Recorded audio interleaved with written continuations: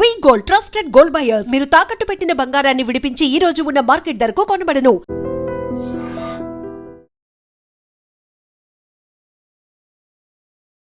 Hi hello నమస్తే, welcome to iDream media. నేను miss రావ్య.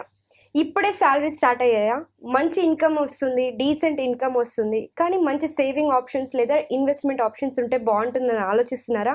అయితే వీటన్నిటి గురించి డిస్కస్ చేయడానికి మనతో పాటు ఫైనాన్షియల్ ప్లానర్ మధు గారు ఉన్నారు. వాళ్ళతో మాట్లాడి మిగతా విషయాలు తెలుసుకుందాం. నమస్తే సార్. నమస్తే అండి. ఎలా ఉన్నారు? ఫైన్ అండి.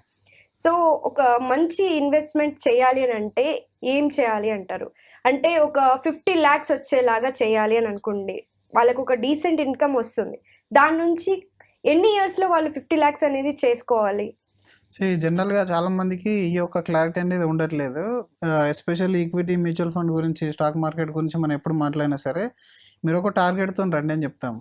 మీరు ఒక టార్గెట్తో రండి, లేదా మీ ఏదైనా గోల్తో రండి. ఫిక్స్డ్ ప్లాన్ అంటారు. ఎస్, ఫిక్స్డ్ ప్లాన్ ఉంటే ఏంటంటే మనకు యాజ్ ఏ ఫైనాన్షియల్ ప్లానర్ చాలా ఈజీ అయిపోతుంది మనం చేయడం. చాలా మందికి వాళ్ళ యొక్క టార్గెట్ చెప్పడానికంటే ముందుగానే, సార్ నాకు 2 years, నాకు 3 years తర్వాత అవసరం ఉంది, 5 years తర్వాత అవసరం ఉంది, 5 years ప్లాన్ చెప్పండి, లేదంటే 6 years ప్లాన్ చెప్పండి అంటారు. సో జనరల్గా ఈ 5 years ఎస్ఐపి చేస్తా అంటారు. ఇప్పుడు ఎస్ఐపి 5 years తర్వాత మిగతా టైం ఏం చేస్తారు? అంటే 5 years తో మన లైఫ్ ఆగిపోదు కదా, మళ్ళీ కంటిన్యూ అవుతుంది కదా. 6 year అంటారు, 10 year అంటారు. అంటే ఇది ఏంటంటే వీళ్ళు దీన్ని కూడా పాలసీ లాగా భావిస్తున్నారు చాలా మంది. ఇప్పుడు మనం దీన్ని, ఇది పాలసీ కాదు కదా. ఇప్పుడు 20 ఏళ్ళ పాలసీయా, 30 ఏళ్ళ పాలసీయా, 15 ఏళ్ళ పాలసీ అనడానికి. ఇది any time exit and entry ఉన్న ఒక product, and it's a proven concept. ఇందులో ఏంటంటే మీరు ప్రాపర్ టైం ఇస్తే ప్రాపర్ ఫండ్ సెలెక్షన్ అవుతుంది, దానికి అనుగుణంగా మీ రిస్క్ అనేది అడ్జస్ట్ చేయబడుతుంది. సో ఇప్పుడు మనం ప్రాక్టికల్గా మీరు అడిగిన క్వశ్చన్కి ఆన్సర్ చెప్పాలంటే, ఒక 50 లక్షల రూపాయలు నేను మ్యూచువల్ ఫండ్ పోర్ట్ఫోలియో క్రియేట్ చేయాలనుకున్నాను. సో సింప్లెస్ట్ వే, ఇప్పుడు ఇట్ డిపెండ్స్ ఆన్ శాలరీ. ఇప్పుడు చాలా మందికి అయితే శాలరీ ఎక్కువ ఉంది అనుకోండి, పెద్ద ప్రాబ్లం ఏం కాదు, నార్మల్ శాలరీ చూసుకుందాం. ఇప్పుడు ఒక హస్బెండ్ అండ్ వైఫ్ ఇద్దరు కలిపి ఒక 50,000 ఇన్కమ్ ఎర్న్ చేసే యావరేజ్ ఎంప్లాయీస్ ఉన్నారు హైదరాబాద్లో. సో వాళ్ళిద్దరు కలిపి ఒక 30,000 రూపీస్ వరకు వేసైపోయి, అంటే వాళ్ళ యొక్క శాలరీలో 30%. జనరల్గా 30% స్ట్రాటజీ అనేది అందరం వాడతాం కదా. ఒక 30% మన రెగ్యులర్ ఎక్స్పెండిచర్ కోసం, ఇంకో 30% ఈఎంఐస్ కోసం, 30% ఏమో సేవింగ్స్ కోసం, 10% ఏమో మనకి రెగ్యులర్ ఎమర్జెన్సీ కోసం. సో 30-30-10 రూల్ అంటారు దీన్ని. ఈ 30% ఏదైతే ఉందో వాళ్ళ యొక్క 50,000లో 15,000 రూపీస్ అవుతుంది. ఇద్దరు కలిపి 15,000 రూపీస్ ఎస్ఐపి కానీ చేస్తే, మీరు అనుకున్నట్టుగా ఒక 50 లక్షల రూపాయలు ఎస్ఐపి, 50 లక్షల మ్యూచువల్ ఫండ్ పోర్ట్ఫోలియో వాళ్ళకి బిల్డ్ అవ్వడానికి 8 సంవత్సరాలు టైం పడుతుంది. 8 years పడుతుంది. సింపుల్గా ఇది ఎంత ఇంట్రెస్ట్, రేట్ ఆఫ్ ఇంట్రెస్ట్ 13.5. దీనికి బ్యాక్ ఎండ్ క్యాలిక్యులేషన్ ఉంటుంది, అది కలిస్తే చెప్తారు. 13.5% రిటర్న్ కనుక మీరు తీసేసుకుంటే, అంటే రిటర్న్ ఎక్స్పెక్ట్ చేసినట్టయితే 8 years టైంలో మీకు 50 లక్షలు అవుతుంది. సో చాలా మందికి తెలియని విషయం ఏంటంటే, ఇంకా 50 లక్షలు ఉందనంటే తీసేస్తే దేనికొక దానికి వాడతాం అనుకుంటారు. జనరల్గా మరి ఇందులో మ్యూచువల్ ఫండ్లో పెట్టాం కదా, ఇందులో అన్నిటికంటే పెద్ద బ్యూటీ ఏంటి, మీరు ఎంత లాంగ్ టర్మ్ వెయిట్ చేస్తే అంత కాంపౌండ్ అవుతుందని చెప్తాను. సో నెక్స్ట్ 50 lakhs ఎప్పుడు అవుతుంది మనకు కాంపౌండ్ రూల్ ప్రకారం 8, 4, 3, 2, 1 అంటారు కదా. సో నెక్స్ట్ 4 years లోపల మళ్ళీ మీ 50 లక్షలు అవుతుంది, పోర్ట్ఫోలియో డబుల్ అవుతుంది. దాని తర్వాత మళ్ళీ 3 years ఇదే 13.5, మనకి ఎక్కువ లేదు తక్కువ లేదు. ఇప్పుడు 8 years కి 50 lakhs అయింది అనుకోండి, 50 lakhs కాస్త ఇంకొక 4 years కి డబుల్ అయ్యి మళ్ళీ 50 lakhs 1 crore అవుతుంది, మళ్ళీ 1 crore అవుతుంది. దాని తర్వాత మీరు అలాగే కంటిన్యూ చేసాము, అలాగే కంటిన్యూ చేస్తే ఏమవుతుంది 1.5 ఇంకొక 3 years కి, ఆ తర్వాత ఎవ్రీ 2 years కి ఒకసారి 50 lakhs యాడ్ అయిపోతుంది. ఇది బ్యూటీ అనమాట. ఎస్ఐపిలో కాంపౌండ్ రిటర్న్ అనేది ఒక అన్నిటికంటే పెద్ద బ్యూటీ. అయితే ఇక్కడ మనం ఆలోచించాల్సింది ఏంటి, మరి ఇంత సింపుల్గా ఉన్నదాన్ని ఎందుకు అందరూ ఎస్ఐపీలు ఆపుతున్నారు? ఒక చిన్న క్రైసిస్ రాగానే మార్కెట్లు ఎందుకు ఆపుతున్నారు అంటే, మన వాళ్ళు ఎక్స్పెక్ట్ చేసేది అంటే, మీరు 12 అంటే ఎవ్రీ ఇయర్ 12 చూస్తారు వాళ్ళు, ఎవ్రీ మంత్ 12 చూస్తారు, ఎవ్రీ డే 12 చూస్తారు. అంటే 12% పెరగాలి కదా. అంటే 12% అంటే దాని అర్థం ఏంటి, నాకు మంత్లీ 1% యాడ్ అవ్వాలి కదా, యాడ్ అవ్వట్లేదు అనుకుంటారు. But this is not FD. ఎఫ్డీలో మీకు అలా 6% అంటే ఎవ్రీ ఇయర్ 6% యాడ్ అవుతుంది. బట్ మ్యూచువల్ ఫండ్లో ఈవెన్ మీరు 1 year మొత్తానికి 0 రిటర్న్లో ఉన్నా, even sometimes it is go up to 20% minus, 30% minus also. మనం అది అర్థం చేసుకోవాలి. ఇప్పుడు మీకు 5 years, 6 years, 7 years, 8 yearsలో ఏదైతే 13.5 అంటున్నామో, that is average return and CAGR return. CAGR 13.5 రావాలంటే ఎవ్రీ ఇయర్ 13.5 రావడం కాదు. ఒక సంవత్సరం మీకు 18 రావచ్చు, ఇంకో సంవత్సరం 20 రావచ్చు, ఇంకో సంవత్సరం -10 రావచ్చు. అప్ అండ్ డౌన్ అయ్యి లాస్ట్కు సిఏజిఆర్ వర్కౌట్ అవుతుంది. ఎందుకంటే ఇప్పుడు మీరు హిస్టరీ తీసుకున్నా కూడా 45 years హిస్టరీలో మీరు Sensex only large cap 30 companies తీసుకున్నా కూడా 15 15.5% సిఏజిఆర్ వర్కౌట్ అయింది మనకు. మనం ఇప్పుడు అంతగా అనుకోం, ఎందుకంటే ఇప్పుడు కొంచెం ఎమర్జింగ్ కంట్రీ, డెవలపింగ్ అవుతుంది కాబట్టి కొంచెం దాని ఎక్స్పెక్టేషన్ తగ్గించుకుందాం. 15 వస్తే వెల్ హ్యాపీ, మీకు 8 years కూడా పట్టదు. బట్ 15 రాకున్నా కూడా 13.5 వచ్చినా కూడా మొదటి 8 years అనేది మీకు 50 లక్షల పోర్ట్ఫోలియోని క్రియేట్ చేస్తుంది. ఇప్పుడు మీరు డిపెండ్ చేయాలి, సార్ మరి నా దగ్గర 50,000 లేదు కదా శాలరీ అనుకున్న వాళ్ళకు. ఇప్పుడు నువ్వు 30,000 ఎస్ఐపి చేస్తే 50 లక్షలు అవుతుంది 8 yearsలో. దాన్ని 3,000 ఎస్ఐపి చేద్దాం అవుతుంది 5 లక్షలు అవుతుంది డెఫినెట్గా. మనం ఎంత ఇన్వెస్ట్ చేస్తున్నామో అంత కాంపౌండ్ మనకు సేమ్ కాంపౌండ్ మీరు అర్థం చేసుకోవాలి. నా దగ్గర సాలరీ లేదు కాబట్టి నేను ఎస్ఐపి చేయను అనుకోవద్దు. నీ దగ్గర 3,000 ఉంటే 3,000 చేయి, అది 5 లక్షలు అవుతుంది. అండ్ మళ్ళీ 4 years 3 yearsకి ఒకసారి 5 లక్షలు యాడ్ అవుతూ ఉంటుంది. నీ దగ్గర 6,000 ఉంటే మళ్ళీ అది డబుల్ అవుతుంది. అలాగా 50,000 ఉంటే ఒక లెక్క, 60,000 ఉంటే ఒక లెక్క. ఇప్పుడు 60,000 ఉంది అనుకోండి, హస్బెండ్ అండ్ వైఫ్ కి 1 lakh శాలరీ ఉంటే వాళ్ళు 30,000 ఎస్ఐపి చేస్తే డెఫినెట్ గా 1 crore వచ్చేస్తుంది కదా. సో ఇది మనం అర్థం చేసుకోవాలి. ఎంత చిన్న రీటైల్ ఇన్వెస్టర్ అయినా సరే, పెద్దవాళ్ళు ఇన్వెస్ట్మెంట్ చేయాలా, చిన్న వాళ్ళు ఇన్వెస్ట్మెంట్ కు పనికిరారా, చిన్న శాలరీ ఉంటే ఎలా చేయాలంటే, ఈవెన్ మీరు ఎంత చిన్న ఆక్యుపేషన్ లో ఉన్నా, even some times 1,500 rupees per month వేసినా సరే, ఇది రూల్ అందరికి. ఈక్విటీ అంటేనే ఈక్వల్ షేర్స్ అంటారు. సో ఈక్విటీలో ఉన్న బ్యూటీనెస్ అది అనమాట. మ్యూచువల్ ఫండ్ కూడా అలాంటిది. కాబట్టి ఒకటి మీకు ఇక్కడ 30% ఎస్ఐపి చేయగానే చాలా మంది భయపడుతారు, ఉన్నదంతా మరి ఇక్కడ పెడితే నాకు ఎలా అని. అలా అనుకున్నప్పుడు మీరు దాన్ని డైవర్సిఫై చేసుకోవాలి. వచ్చే 50 లక్షలు మొత్తం మన ఫ్యూచర్ కి వాడడం కదా, రెగ్యులర్ అవసరాలకి. ఇప్పుడు మీరు అన్నారు డైవర్సిఫికేషన్ అని చెప్పి, మామూలుగా మ్యూచువల్ ఫండ్స్ లో కూడా డైవర్సిఫై చేస్తూ ఉంటారు అందరు కూడాను. ఎలా డైవర్స్ చేయాలి అంటే, కొంతమంది ఎక్కువ ఫండ్స్ లో డైవర్స్ చేస్తూ ఉంటారు, ఇంకొంతమంది ఆ దాంట్లోనే ఫండ్స్ లోనే డిఫరెంట్ సెక్టర్స్ లో లేదా డిఫరెంట్ కంపెనీస్ లో పెడుతూ ఉంటారు. ఎలా చేస్తే బెస్ట్ అంటారు? Got your point. యాక్చువల్గా రీసెంట్గా ఏం చేస్తున్నారంటే చాలా మంది, అండ్ ఆఫ్టర్ కోవిడ్ తర్వాత ఇన్వెస్ట్మెంట్ ఎవరైతే జర్నీ స్టార్ట్ చేస్తారో వాళ్ళందరి యొక్క ఉద్దేశం ఏంటంటే, even small cap mid cap అయితేనే మంచి రిటర్న్ ఇస్తుంది.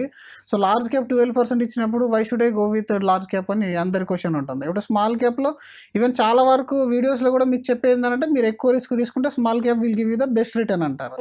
అలాంటప్పుడు వీళ్ళు ఏం చేస్తున్నారు అంటే, వీళ్ళు ఎస్ఐపిలో 90% ఆఫ్ ద అమౌంట్ అంతా కూడా నా స్మాల్ క్యాప్ లో పెట్టేస్తున్నారు. సో అది చాలా చాలా పెద్ద రిస్క్ అనమాట. ఇప్పుడు మనం పోర్ట్ఫోలియోని ఎప్పుడైనా సరే డైవర్సిఫైడ్ చేయాలి. మీ పెట్టే 30,000 rupees ఫస్ట్ మీరు 8-9 years వరకు మీకు ఎలాంటి అవసరం రాదు అనుకున్నట్టయితేనే కంప్లీట్గా ఈక్విటీలో పెట్టాలి.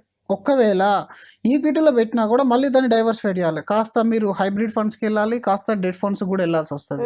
అంటే అందులో మళ్ళీ సెగ్రిగేట్ చేసుకోవాలి. 30% 40% కొంచెం హైయెస్ట్ మీకు మిడ్ క్యాప్లో పెట్టాలి. మిగిలిందంతా మీ రిస్క్ కెపాసిటీని బట్టి లార్జ్ అండ్ స్మాల్ క్యాప్లో అడ్జస్ట్ చేసుకోవాలి.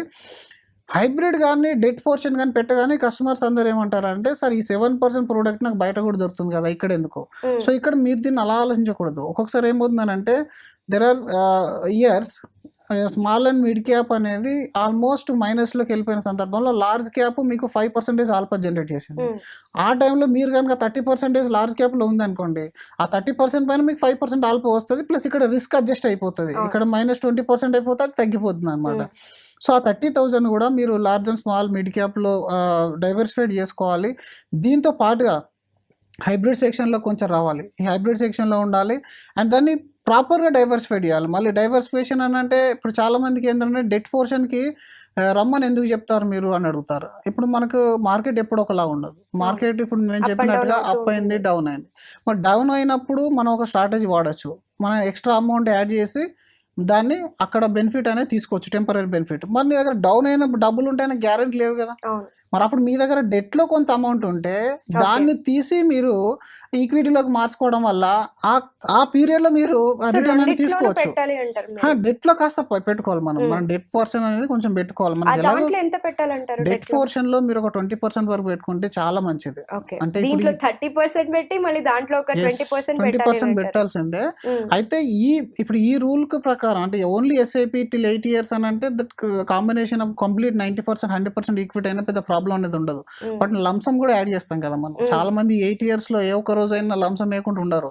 వన్స్ వాళ్ళకి ఈక్విటీ అర్థమై, మ్యూచువల్ ఫండ్ అర్థమై, సిఏజిఆర్ అర్థమై, కాంపౌండ్ ఇంట్రెస్ట్ అర్థమైంది అని అంటే డెఫినెట్ గా వాళ్ళు 1 lakh 2 lakh 3 lakh ఎక్కడి నుంచో తీసుకొచ్చి పెడతా ఉంటారు.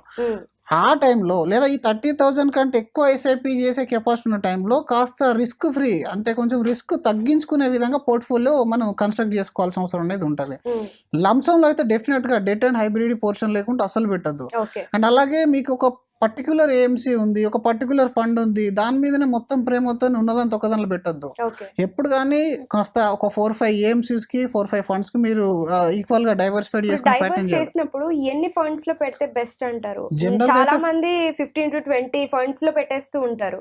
అది బెస్ట్ ప్రాసెస్ అంటారా కాదంటారా? అన్ని ఫండ్స్ అయితే అవసరం లేదు. అన్ని ఫండ్స్ లో మీరు ట్రాక్ చేయలేరు. ఒకటి మీరు ఓన్ గా ట్రాక్ చేయడం అయితే ఇంకా ప్రాబ్లం అవుతుంది. ఎక్స్పర్ట్ ఉంటే సంథింగ్ డిఫరెంట్ అనుకోండి.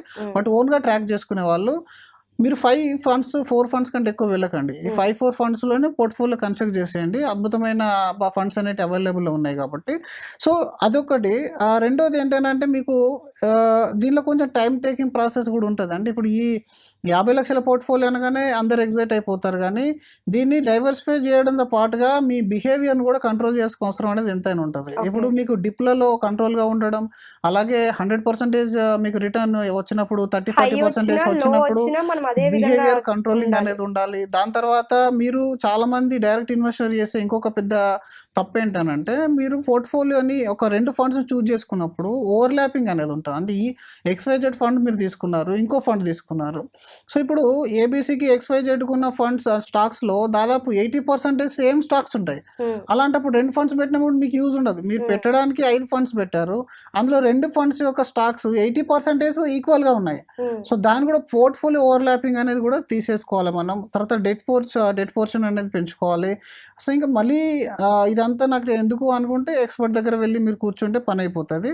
ఒకవేళ సొంతంగా చేసుకునే వాళ్ళైనా సరే సెంటిమెంట్కి వెళ్ళకుండా ప్రాపర్గా, అంటే హ్యూమన్ బిహేవియర్నెస్ ఎక్కువ ఉంటుంది మనకి. ఎప్పుడైనా సరే మన మైండ్ మన మాట వినదు. ఎప్పుడుగా షార్ట్ టర్మ్గా మనకి ఏది కొంచెం ఎగ్జైటింగ్ కనబడ్డా, రిటర్న్ కనబడ్డా, ఆపర్చునిటీ కనబడ్డా మనం తట్టుకోలేము. దాన్ని కొంచెం గ్రీడీనెస్ని కూడా కంట్రోల్ చేసుకోవాలి. చాలామంది ఏం చేస్తారంటే వాళ్ళ యొక్క తాహతుకు మించి కూడా ఎసేవ్ చేస్తారు. వాళ్ళ తాహతుకు మించి ఎసేవ్ చేయాల్సిన అవసరం అనేది లేదు. మీరు రెగ్యులర్గా మీ ఎక్స్పెండిచర్, ఈఎంఐస్, మీ లైఫ్ని అలా గడిపించేసేయండి.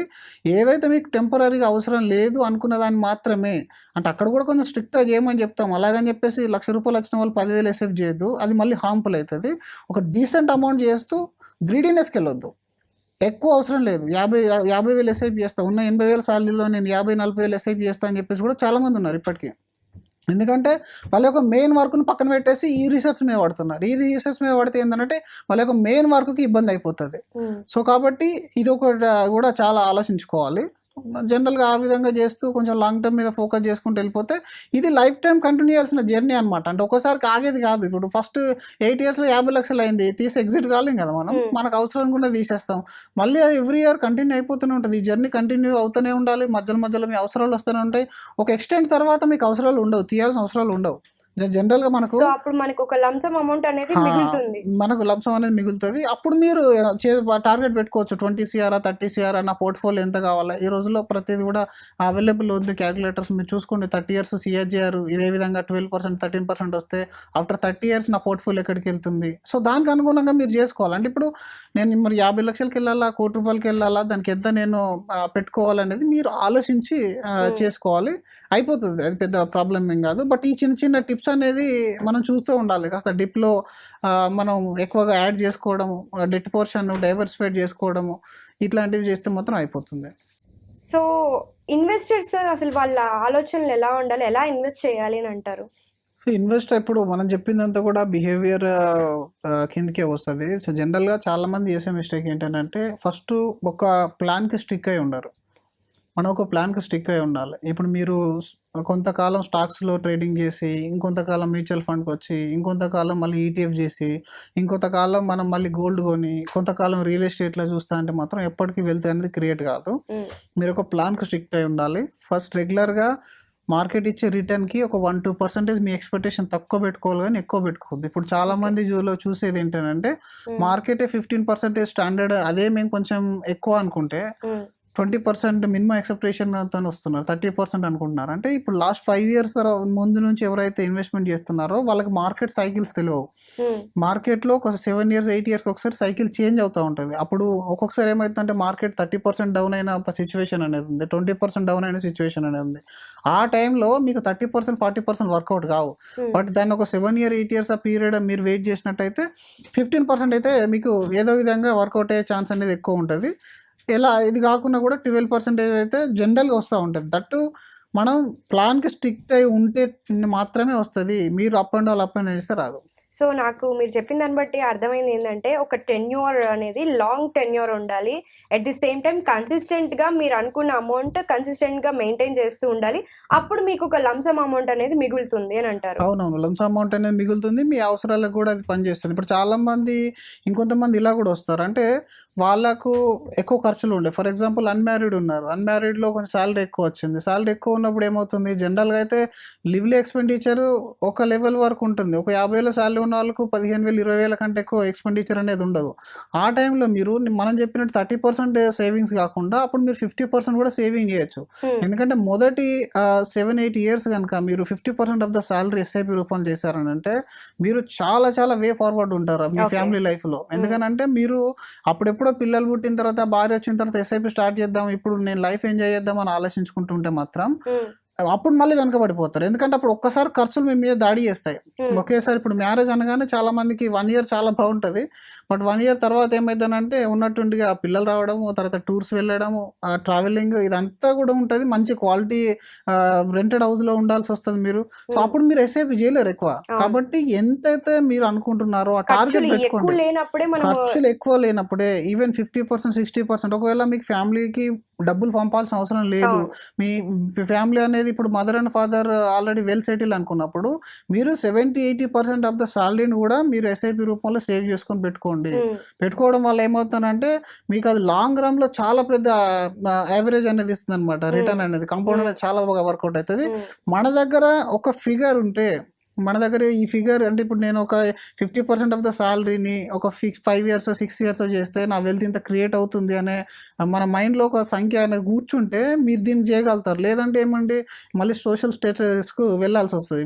మనకి ఇప్పుడు ఏంటంటే రెగ్యులర్గా సొసైటీలో మీరు రియల్ ఎస్టేట్ ప్రాపర్టీని వాడే కార్లను బట్టి బైక్లను బట్టి మీ స్టేటస్ అనేది బయట కనబడుతుంది, మీ వెల్త్ని బట్టి కనబడదు. కాబట్టి జనరల్గా ఎక్కువ శాతం యంగ్స్టర్లు దానికి టెంప్ట్ అయ్యే ఛాన్స్ ఉంటుంది. సో దాని సైడ్ వెళ్ళిపోతారు. ఇప్పుడు మనకు అవసరం లేకున్నా ఓ 30 లక్షలు 40 లక్షలు లోన్ తీసేసుకొని ఒక ప్రాపర్టీ కొనుక్కోవడము, లేదంటే మంచి కాస్ట్లీ కార్ కొనడము, అప్పుడు ఒక్కసారి మీరు ఆ స్టైల్ని అప్గ్రేడ్ చేశారంటే దాన్ని మెయింటైన్ చేయలేక అలాగని సేవింగ్ చేయలేక ఇబ్బంది పడే ఛాన్స్ అనేది ఉంటుంది జనరల్గా అది అవుతుంది. సో అలాంటి దానికి వెళ్ళకుండా ఫస్ట్ ఈవెన్ అన్మ్యారీడ్ అయితే మీరు up to 50-60% of the salary save చేయండి.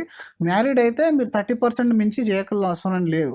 ఒకవేళ మీ ఖర్చులు తగ్గి ఫ్యూచర్లో మీ ఇన్కమ్ ఇంప్రూవ్ అయినప్పుడు యూ కెన్ ఇంక్రీజ్, లేదా మీకు ఫ్యూచర్లో బోనస్లు వచ్చినప్పుడు లేదా ఇంకా శాలరీ హైక్ అయినప్పుడు దాన్ని అలా పెంచుతూ వెళ్ళండి. మనం 8 years 50 lakhs అంటే 50 lakhs మైండ్లో పెట్టుకొని కూర్చోవాల్సిన అవసరం ఏం లేదు. సో జనరల్గా మార్కెట్ తగ్గినప్పుడు కూడా ఇంకొక టిప్ నేను చెప్పడం మర్చిపోయాను ఏంటంటే, చాలామంది అసలు యూనిట్స్ అనేది క్యాలిక్యులేట్ చేయరు. నాకు ఎన్ని యూనిట్స్ అయితే 50 లక్షలు అవుతుంది. ఇప్పుడు మీరు ఒక బంగారం కొన్నారు అనుకోండి, నేను తులం కొన్నాను, 10 grams 20 grams కొన్నాను, 1/2 kg కొన్నాను అని చెప్తారు. అలాగే మీరు ల్యాండ్ చూడండి, నేను ఎకరా కొన్నాను, లేదంటే నేను 2 ఎకరాలు 3 ఎకరాలు ఇట్లా కొన్నాను అని చెప్తారు. బట్ మ్యూచువల్ ఫండ్ విషయానికి వచ్చేసరికి నా పోర్ట్ఫోలియో 30 లక్షలు 20 లక్షలు అని చెప్తారు. ఎన్ని యూనిట్స్ అనేది మాట్లాడారు. ఎన్ఏవి అంటారు దాన్ని, నెసెటెడ్ వాల్యూ అని యూనిట్స్ అంటారు. మళ్ళీ ఆ యూనిట్స్ ఎన్ని ఉన్నాయి అనేది ఇంపార్టెంట్ అనమాట. ఇప్పుడు ఫర్ ఎగ్జాంపుల్ మన దగ్గర ఒక 200 grams బంగారం ఉంది, దాని రేట్ తగ్గింది అనుకోండి, మీరు ఏమని చెప్పి బయటకు వెళ్ళింది మీ దగ్గర ఎంత బంగారం ఉందంటే ఇంత కాస్ట్ ఉన్న బంగారం నా దగ్గర ఉందని చెప్తామా, ఇంత కాస్ట్ ఉన్న ల్యాండ్ నా దగ్గర ఉందని చెప్తామా? మనం ఏమని చెప్తాము, నా దగ్గర 20 తులాలు ఉంది, 30 తులాలు ఉంది, ఇలాగే కదా మనం చెప్పుకునేది. మనకి ఎప్పుడైనా సరే క్వాంటిటీ చెప్పుకుంటాం కదా. సో మ్యూచువల్ ఫండ్ లో కూడా క్వాంటిటీ అనేది ఉంటుంది. That is measured in units. అంటే డిఫరెంట్ ఫండ్స్ కి డిఫరెంట్ యూనిట్ కాస్ట్ అనేది ఉంటుంది. సో ఫర్ ఎగ్జాంపుల్ మనం 50 లక్షల పోర్ట్ఫోలియో అనుకున్నప్పుడు మన దగ్గర 5 ఫండ్లు ఉన్నాయి. సో ఫండ్ 1 యొక్క ఎన్ఏవి ఎంత ఉంది, ఫండ్ 2 యొక్క ఎన్ఏవి ఎంత ఉంది, ఫండ్ 3 యొక్క ఎన్ఏవి ఎంత ఉంది, 4, 5 యొక్క ఎన్ఏవి ఎంత ఉంది ఈరోజు. అలాగే మనం ఎక్స్పెక్టెడ్ ఎంత అనుకున్నాము, 12% 13%. ఆ 13%తో నెక్స్ట్ 5 yearsలోనో 7 yearsలోనో ఆ ఫండ్ అనేవి ఎక్కడి వరకు వెళ్ళగలుగుతుంది, అది మీరు క్యాలిక్యులేట్ చేసుకున్నారనుకోండి, మీకు ఎన్ని యూనిట్స్ కావాలి అనేది మీకు అర్థమైపోతుంది. ఆ యూనిట్స్ ఎప్పుడెప్పుడు మీరు పెంచగలుగుతారు, మార్కెట్ డౌన్ అయితే మీకు అద్భుతంగా పెంచగలుగుతారు. ఫర్ ఎగ్జాంపుల్ మీకు ఏదైనా మార్కెట్ ఒక 5% 10% డిప్ అయింది అనుకోండి, అప్పుడు మీరు నార్మల్గా 30,000 ఎస్ఐపితోని అక్యుములేట్ చేసే యూనిట్స్ కంటే డౌన్ టైంలో మీరు చేసే ఎక్స్ట్రా ఇన్వెస్ట్మెంట్ వల్ల మీకు యూనిట్స్ తొందరగా వచ్చేస్తాయి. సో దానివల్ల మీరు 8 years కూడా వెయిట్ చేయాల్సిన అవసరం అనేది ఉండదు. సో జనరల్గా ఇది బయట మార్కెట్లో అని అనుకోండి, ఇప్పుడు మీకు యూనిట్స్ అర్థం కాకపోతే సింపుల్గా మీరు టమాటాల వ్యాపారం అయితే అందరం అదే చూస్తాం కదా, క్వాంటిటీ అనేది క్వాంటిటీ ఈజీగా ఇంక్రీజ్ అయిపోతుంది. మీరు 80 రూపీస్ కేజీ టమాటా ఉన్నప్పుడు ఎస్ఐపి చేస్తున్నాం అనుకోండి, రేపు పొద్దున అది 50 రూపాయలకు కేజీ టమాటా వచ్చింది అనుకోండి, ఎక్కువ కొని పెట్టుకుంటాము. సో అలాగే మ్యూచువల్ ఫండ్ లో కూడా యూనిట్స్ కొని పెట్టుకోవచ్చు మనం. తర్వాత ఎప్పుడైతే మార్కెట్ అప్ అవుతుందో వాటి యొక్క యూనిట్ కాస్ట్ అనేది అమాంతంగా పెరిగిపోతుంది. సో దానివల్ల మనకు కావాల్సిన యూనిట్ అక్యుములేషన్ అయిపోతుంది. మీరు ఇట్లా సింపుల్ క్యాల్కులేషన్ వేసేసుకోవచ్చు. 5 ఫండ్ల 4 ఫండ్ల యూనిట్ ఎన్ఏవి ఎంత ఉంది, ఫ్యూచర్ ఎన్ఏవి ఎంత ఉంది, మీకు అది ఈజీగా ఒక ఫిగర్ వచ్చేస్తుంది. దాన్ని మీరు రెడీ చేయాలి. ఇంకా అప్పుడు డౌన్ అయినా అప్ అయినా మీరు యూనిట్స్ మీద ఫోకస్ చేస్తే ఎప్పటికీ డైవర్స్ గారు మార్కెట్ నుంచి బయటకు వెళ్ళారు. మీరు డైరెక్ట్ ఇన్వెస్టర్ అయినా, మీరు త్రూ అడ్వైజర్ వచ్చినా కూడా ఈ రూల్ కనుక మీరు ఫాలో అయ్యారనుకోండి, ఎప్పటికీ మీకు మ్యూచువల్ ఫండ్ అనేది డిసప్పాయింట్ చేయదు. ఓకే, ఇప్పుడు టాప్అప్ ప్లాన్స్ అని ఉంటాయి కదా, ఎస్ఐపిలో టాప్అప్స్ అని ఉంటాయి, దాంట్లో మాక్సిమం బెనిఫిట్స్ కావాలంటే మనం ఏదైతే బెస్ట్ అంటారు? సో జనరల్గా టాప్అప్ని ఏ విధంగా మనం బెనిఫిట్ తీసుకోవాలనేది మీ క్వశ్చన్ అనుకుంటే, ఒకవేళ టాప్అప్ ఇప్పుడు మనం ఎప్పుడైతే డిప్లో కొంటున్నామో, ఇప్పుడు మార్కెట్ డిప్ అయినప్పుడు కొన్నాము, మన దగ్గర అమౌంట్ ఎక్కువ అయింది, ఇప్పుడు మన దగ్గర ఇంక్రీజ్ అయింది, మన దగ్గర శాలరీ ఇంక్రీజ్ అవుతుంది కదా ఫ్యూచర్లో. సో దానికి మీరు ఒక సిస్టమేటిక్ ప్రాసెస్ చేయడాన్ని టాప్అప్ అంటారు. అంటే ఎస్ఐపిని సిస్టమేటిక్ ప్రాసెస్ కొద్దీ ఇంక్రీజ్ చేయడాన్ని. జనరల్గా మీకు ఏంటంటే ఒక 10,000 ఎస్ఐపి చేస్తే 8 years అనుకుంటే 10,000. మనం అనుకున్న ఎగ్జాంపుల్లో 30,000 అంటే ఎవ్రీ మంత్ 30,000 డెబిట్ అవుతుంది. But after every 3 years 4 years 5 years తర్వాత మీ ఫైనాన్షియల్ స్టేటస్ అనేది డెఫినెట్గా చేంజ్ అవుతూ ఉంటుంది. అది అప్ అవ్వచ్చు, డౌన్ అవ్వచ్చు, బట్ మెజారిటీ ఆఫ్ ద కేసెస్లో శాలరీ హైక్ అనేది అవుతుంది. మరి హైక్ అయినప్పుడు మళ్ళీ ఎస్ఐపి ఇన్వెస్ట్మెంట్ చేయాలి అని అంటే చాలా మందికి ఇష్టం ఉండదు. సో దానికని మ్యూచువల్ ఫండ్ లో ఒక కొత్త రకమైన ఫీచర్ తీసుకొని వచ్చారు, దాన్ని సిప్ టాప్అప్ అంటారు. ఈ టాప్అప్ మీరు 5% లేదా 10% ఇలా పెట్టుకోవచ్చు. సో 10% పెడితే ఎవ్రీ ఇయర్ మీరు 30,000 చేశారు కదా, నెక్స్ట్ ఇయర్కి 33,000 అవుతుంది. ఆ తర్వాత 33,000 మీద మళ్ళీ 10% పెరుగుతుంది అనమాట ఎస్ఐపి ఆటోమేటిక్గా. అది డెబిట్ అయిపోతుంది. మీకు పెద్దగా బర్డెన్ అనిపించదు. ఒకవేళ మీ సాలరీ కనుక 8-10% పెరిగినట్టయితే మీకు అంత పెరగదు అని మీకు తెలిసినప్పుడు, మీరు జాబ్ చేంజ్ చేయలేదు, అదే కాన్స్టెంట్ సాలరీ ఉంది, గవర్నమెంట్ ఎంప్లాయీస్ ఉంటారు, వాళ్ళకి అంత తొందరగా పే అనేది ఇంక్రీజ్ కాదు, అలాంటప్పుడు 5% పెంచుకోవచ్చు. సో టాప్అప్ అనేది కూడా ఒకటి యూజ్ అవుతుంది. బట్ జనరల్గా అంటే మేము చూసే కస్టమర్ బేస్లో ఏంటంటే టాప్అప్కి అంత ఇంట్రెస్ట్ అనేది చూపించట్లేదు. ఎందుకంటే మ్యాండేటరీ ఇంక్రీజ్ అయిపోతే వీళ్ళు ఒక భారంలాగా ఫీల్ అవుతారు. బట్ టాప్అప్ చేసుకుంటే మీకు నిజం చెప్పాలంటే 6 నెలలు 1 year ముందే టార్గెట్ అచీవ్మెంట్ అయిపోతుంది. 6 నెలలు కాదు, ఇంకా అంతకంటే సాలరీ హైక్ అనేది అందరికి ఉండదు. కొంతమందికి సాలరీ కట్స్ కూడా ఉంటాయి, కొంతమందికి డిక్రీజ్ కూడా ఉంటుంది. అలాంటి ఇప్పుడు ఇది మన చేతిలో పని. ఒకటి మీరు టాప్అప్ అనగానే భయపడాల్సిన అవసరం ఏం లేదు. టాప్అప్ అన్నప్పుడు మీ వల్ల కాలేదు, సాలరీ పెరగలేదు, లేదంటే కాన్స్టెంట్గా ఉంది, ఎగ్జిట్ కాదు, మీరు అక్కడికి స్టాప్ చేయొచ్చు. స్టాప్ చేసి దాన్ని అలాగే ఉంచచ్చు, పాస్ చేయండి ఒక 6 months. లేదా మీరు మీ ఎస్ఐపిని తగ్గించుకోండి. ఇప్పుడు 30,000 అనుకున్నాం, మధ్యలో ఏదో పెద్ద ఖర్చు వచ్చి పడింది, దానివల్ల మీకు అడ్జస్ట్ అవ్వట్లేదు, 25,000 చేయండి. 8 years కాకపోతే 9 years వెయిట్ చేద్దాం, 10 years వెయిట్ చేద్దాం. ఇన్కమ్ ఆగిపోతే మీరు కంప్లీట్గా అక్కడికి ఎస్ఐపిని ఆపేసేయచ్చు. మీరు పెద్ద ఇది పాలసీ కాదు కదా, మీకు ఆపడం వల్ల మీకు పెద్ద వేరే ఏదైనా బెనిఫిట్స్ లాస్ అయ్యేది అంటూ ఇక్కడ ఏం ఉండదు. మీరు ఎంత ఇన్వెస్ట్మెంట్ చేస్తారో అది మాత్రమే గ్రో అవుతుంది. ఎంత మనం ఇన్వెస్ట్మెంట్ చేయలేమో అది ఆ రోజు బ్యాడ్ లక్ అనుకుందాం, మనం చేయలేకపోయాము, ఆ 1 year గ్యాప్ అవుతుంది, కానీ ఉన్నదానికి అక్కడే ఉంటుంది. అక్కడికి పాస్ చేసేయాలి. ఎంత అవుతుందో దాన్ని అలాగే ఉంటుంది. దాని నుంచి మీరు కావాలంటే కొంచెం తీసుకోవచ్చు, మీ టెంపరీ ఎమర్జెన్సీకి వాడచ్చు. ఎంతైతే తీసామో మళ్ళీ ఫ్యూచర్ లో పెరిగినప్పుడు అంత యాడ్ చేస్తే అయిపోతుంది. యాడ్ చేయకుండా వాళ్ళు అడగరు. సో ఇది కంప్లీట్ గా మన చేతిలో ఉండే వ్యవస్థ అనమాట మ్యూచువల్ ఫండ్ ఈక్విటీ అనేది. సో అలా మీరు ప్లాన్ చేసేసుకొని లాంగ్ టర్మ్ కోసం. అండ్ మళ్ళీ ఈ ఫండ్ విషయంలో కూడా నేను ఒక విషయం చెప్పడం మర్చిపోయాను. మీరు 6 years 7 years కంటే తక్కువ టెన్యూర్ ఉంటే better don't go for small caps. Small cap లో మీరు 6.5 years వరకు కూడా నెగిటివ్ చూసే ఛాన్స్ అనేది ఉంటుంది. నేను రిస్క్ తీసుకుంటాను, నాది అగ్రెసివ్ ఇన్వెస్టర్ నేను అని చెప్పి చాలా మంది అనుకుంటారు, కానీ 1 year 2 year కనుక నెగిటివ్ చూసారంటే ఎగ్జిట్ అయిపోతాం. మళ్ళీ అసలు ఈ క్రిమి బెనిఫిట్ అంతా కూడా మీకు అందదు. సో ముందుగానే ఆ చేదు అనుభవం మీకు రాకుండా ఉండాలంటే పర్టికులర్ టైం ఫ్రేమ్ అనేది మీరు ఫిక్స్ చేసుకోవాలి. అండ్ పర్టికులర్ వెల్త్ గోల్ అని పెట్టుకోండి. ఒకవేళ మీకు లైఫ్ గోల్స్ ఏం లేకుంటే వెల్త్ గోల్ పెట్టుకోండి. లైఫ్ గోల్స్ అంటే పిల్లల ఎడ్యుకేషన్ ఇవన్నీ ఉంటాయి. వెల్త్ గోల్ అంటే 50 lakhs 1 crore 2 crore ఎన్ని సంవత్సరాలు ఎంత ఎక్స్పెక్టెడ్ ఉంటుంది, ఎంత కాంపౌండింగ్ లో మనకు అవుతుంది అని సిఏజిఆర్ మనం క్యాలిక్యులేట్ చేసేసుకుంటే వచ్చేస్తుంది అది. Okay, thank you so much sir. అంటే మనకి ఇప్పుడు చాలా క్లియర్ గా చెప్పారు. ఒక 8 years లో మనం 30,000 అనేది ఇన్వెస్ట్ చేసుకుంటూ వెళ్తూ మనకి ఒక కాంపౌండ్ 50 lakhs అనేది వస్తుందని చెప్పి చాలా క్లియర్ గా ఎక్స్ప్లెయిన్ చేశారు. Thank you so much. Thank you అండి.